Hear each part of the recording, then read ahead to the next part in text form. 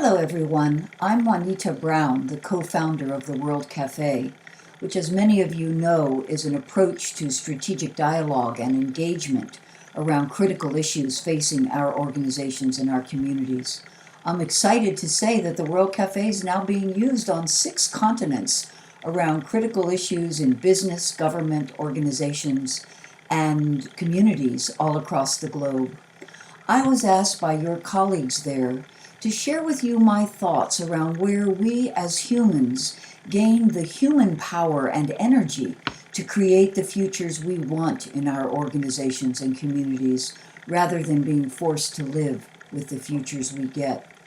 And I was also asked to share with you how we can best tap into our human resources, our human capacity to think together and to act wisely around critical issues.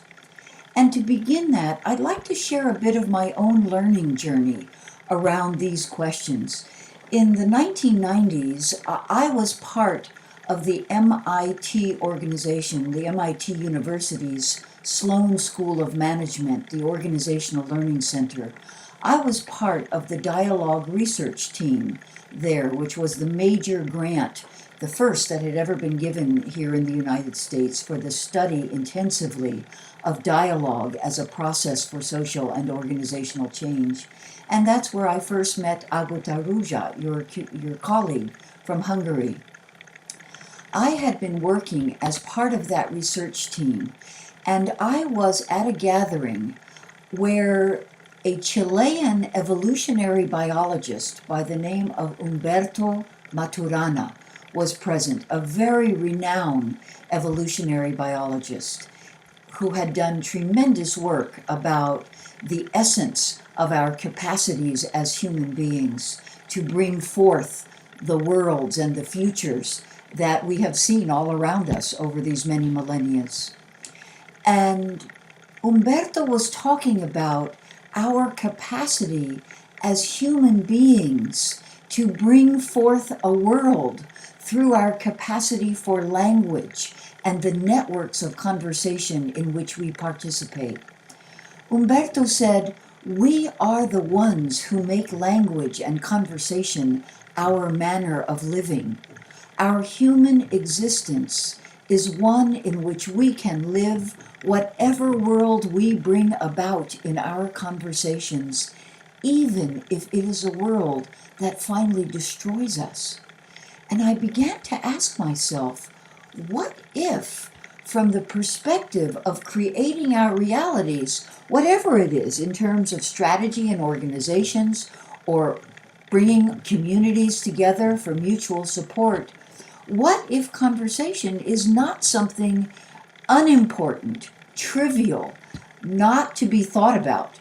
What if conversation is not something trivial that we engage in among our other activities? What if conversation is actually the core process by which we engage people, by which we think together, by which we coordinate our actions? And what if conversation is deeply and really our human way of creating participation and engagement around the realities in which we live, either in life-affirming ways or also could happen in destructive ways, because it's the same core process? And I began to ask, what if our capacity for using our human energy wisely lies in the unique ability as human beings that we have to be in language with each other, and in language to develop new narratives and new stories, intentionally using our conversations to create more life-affirming, generative possibilities for our common futures. And then I began to see what is really happening in a World Cafe dialogue as people move between tables in rounds of conversation, cross-pollinating and weaving ideas and feeling and sensing into the patterns and possibilities and deeper questions that are happening in that conversation around critical issues that people care about. What we're really doing is creating a small, lived experience of what Umberto Maturana was talking about. Living networks of conversation and meaning making in which we are thinking together and evolving our collective intelligence around questions that are critical to shaping the futures of whatever situation we are working on. And it's that simple process, using what I came to call architectures of engagement, whether that's the World Cafe or other architectures of engagement that use conversation as a core process. What if those are at the heart of creating a new culture of participation and innovation that is so needed across the globe today, as many of our formal institutions are running into so much trouble? You know, all of our research over the last many years, perhaps already 20 or 30 years, is that people get committed and engage around and act on those things they participate actively in creating. And I truly believe that conversation as a core process is at the heart of creating that engagement and participation.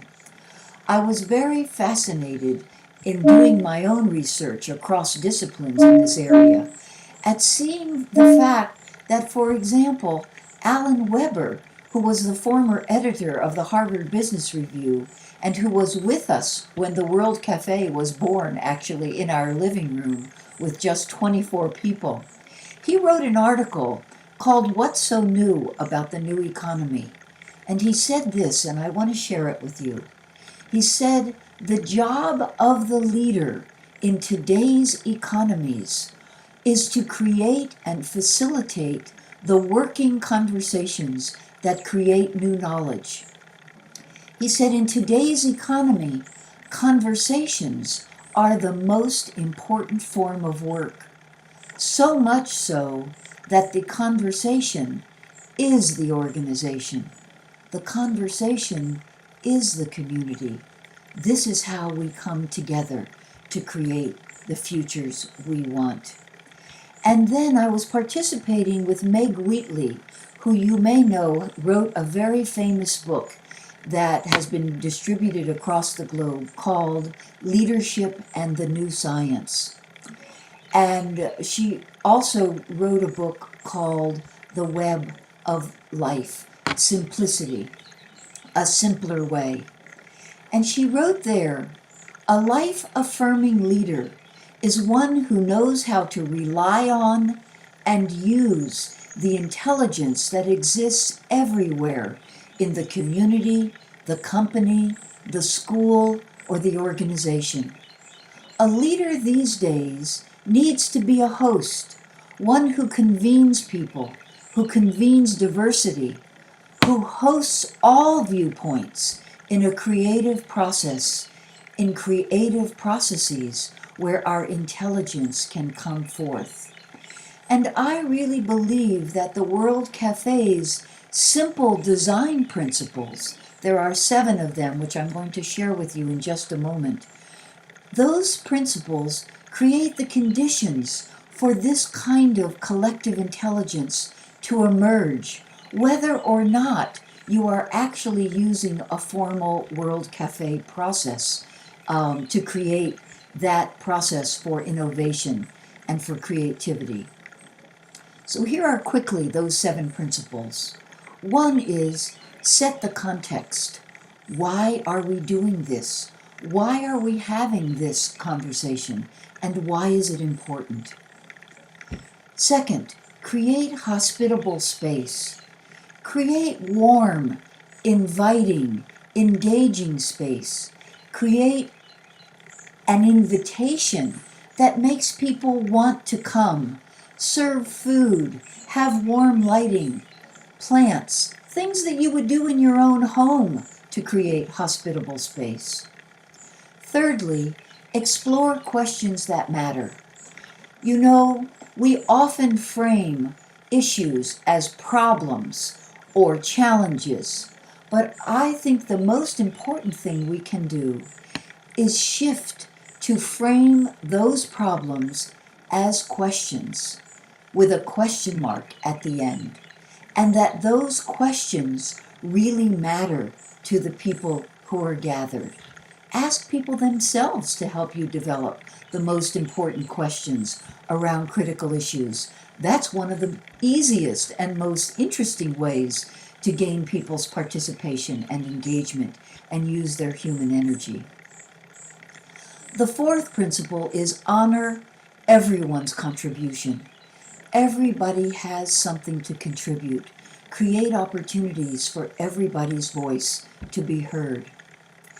And fifthly, cross-pollinate diverse perspectives. Seek ways, whether it's in the World Cafe or another kind of dialogue, to cross-pollinate, meaning bring different ideas together in an ecology of thought.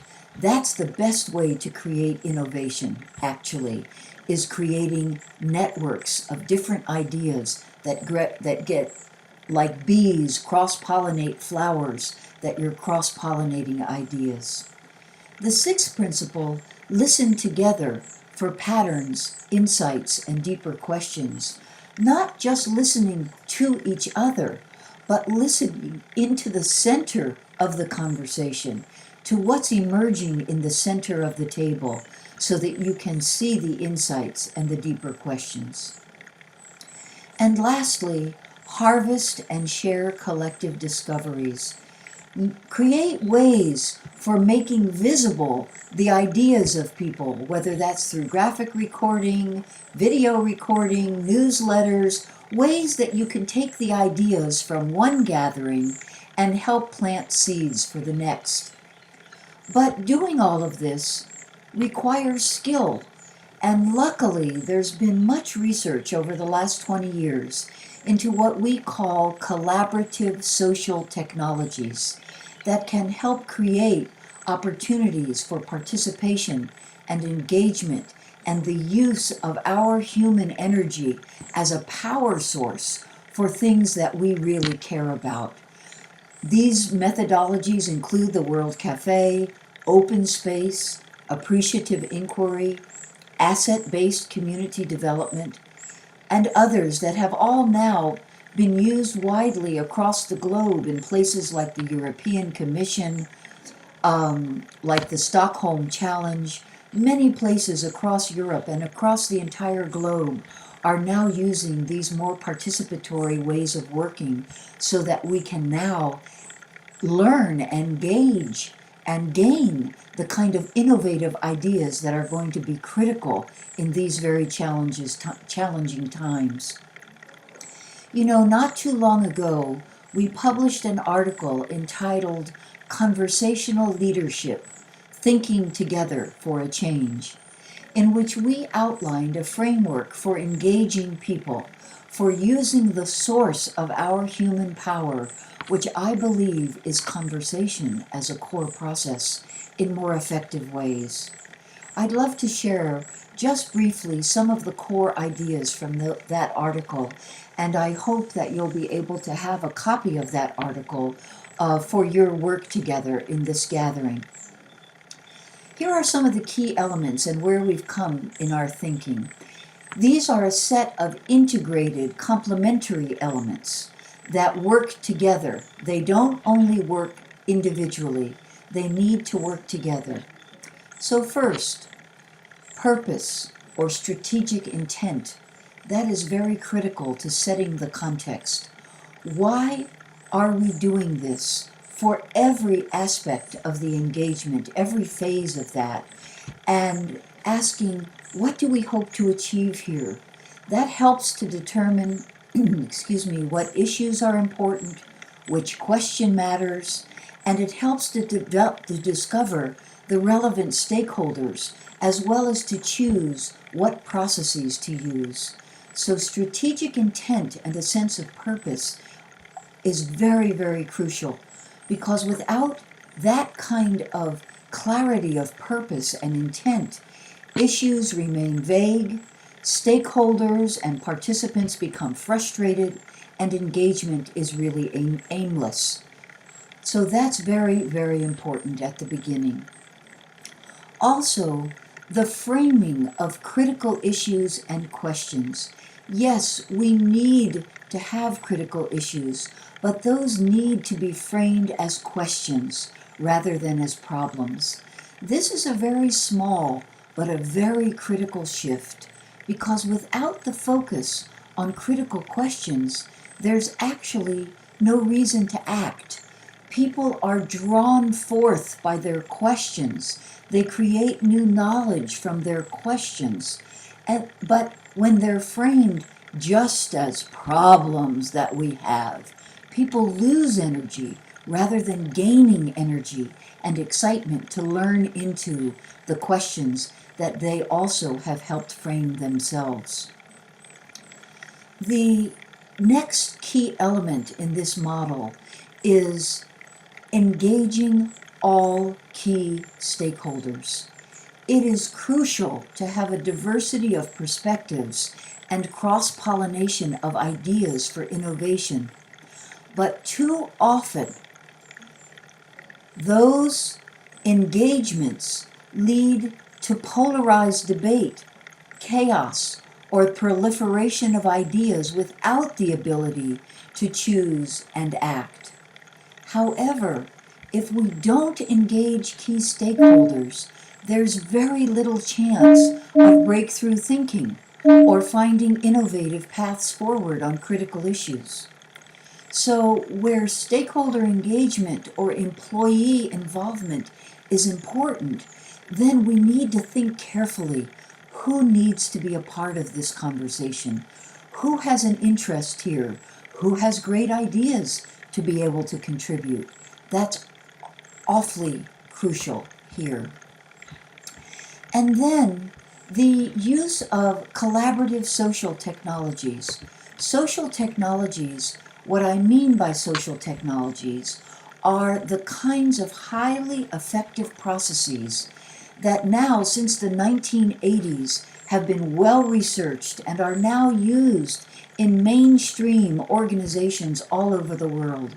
Those include things like open space, appreciative inquiry, future search, the World Cafe, and many others, including online processes. So the use of these processes and the leadership capacity to make effective use of those is one of the most critical strategic choices that we can make in terms of creating both efficiency and effective. These collaborative technologies are not the soft stuff. It's kind of just the humanistic ideas. These are crucial for strategic architectures of engagement, because without the skilled use of collaborative social technologies for thinking together, whatever are the doorways we choose, we move from dialogue to what we might call diatribe, where solutions are owned by only those with the loudest voices or the most power, and we lose the capacity for co-intelligent, systemic solutions to the issues we face. The next critical aspect of this model is innovative capacity development. We need an expanded concept of leadership development, which is not being taught as often as we might like in our leadership and management and business programs. We need to help leaders develop the capacity to think systemically and recognize key interdependencies. We need to be able for leaders to design for collaboration and for creating methods for sustaining increasingly inclusive efforts.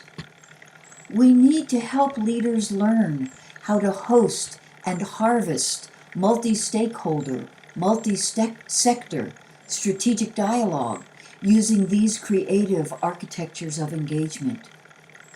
We need to create greater skills in our leaders for nurturing partnerships for innovation across traditional boundaries organizations we might normally not think of as our partners, or people we might not think of as our partners, but who are needed to create innovative solutions to critical issues.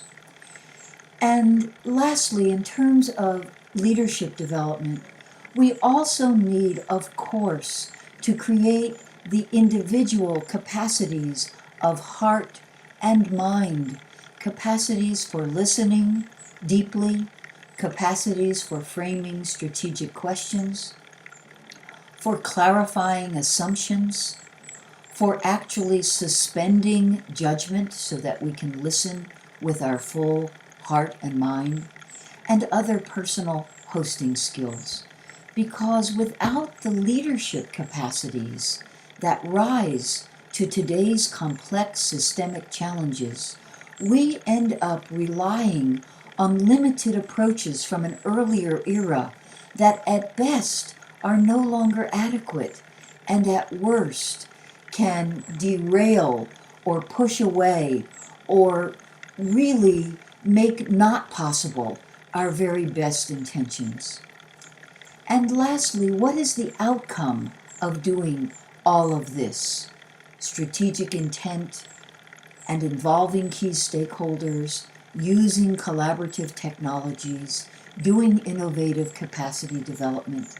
The outcome of all of this work is what I would call collective intelligence and wise action. When we use these elements in combination, it creates a greater opportunity. Of course, it's never certain that we are going to access collective intelligence or create wise action. But engaging in these new and creative ways increases the likelihood that that could happen. And as you, where you are, begin to look at the critical issues facing your own discipline, your own organization, your own association, your own community, your own institution of whatever kind, healthcare, education, or others.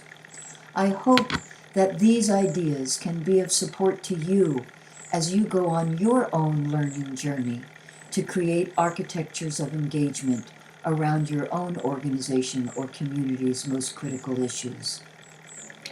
I'm really happy that there are those in your local situation able to support you there, and I send you the very best wishes for a wonderful meeting and for your continuing work. Thanks so much for listening. Bye-bye.